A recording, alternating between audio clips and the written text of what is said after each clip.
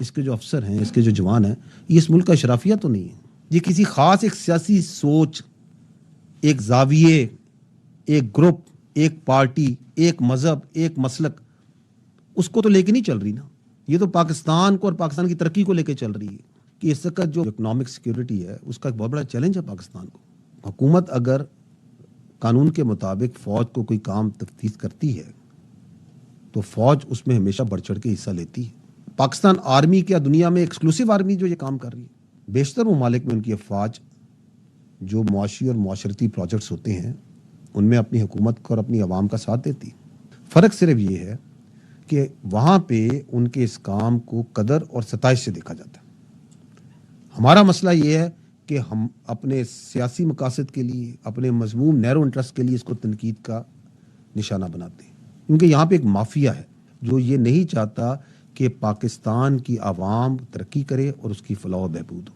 وہ مافیا یہ سوال تو نہیں کرتا کہ جس اشرافیہ کی ذمہ داری ہے کہ تعلیم کو یقینی بنائے، صحت کو، روزگار کو، بزنسز کو یقینی بنائے، وہ ان پہ سوال نہیں کرے گا.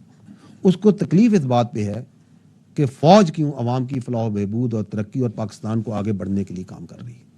کہیں خدا نہ خواستہ اس کی وجہ یہ تو نہیں کہ یہ مافیا سمجھتا ہے کہ اس کی کامیابی عوام کو مجبور اور غریب رکھنے میں ہے تاکہ اس کا استحصال کر سکے. جب آپ کے گھر میں آگ لگی ہو تو سوال یہ نہیں کرتے کہ تم آگ بجھانے کیوں آئے ہو.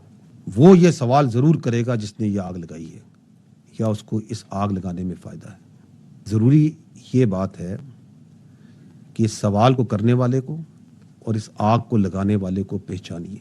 وہ یہ سمجھتا ہے کہ پاکستان کی تباہی میں اس کی کامیابی ہے.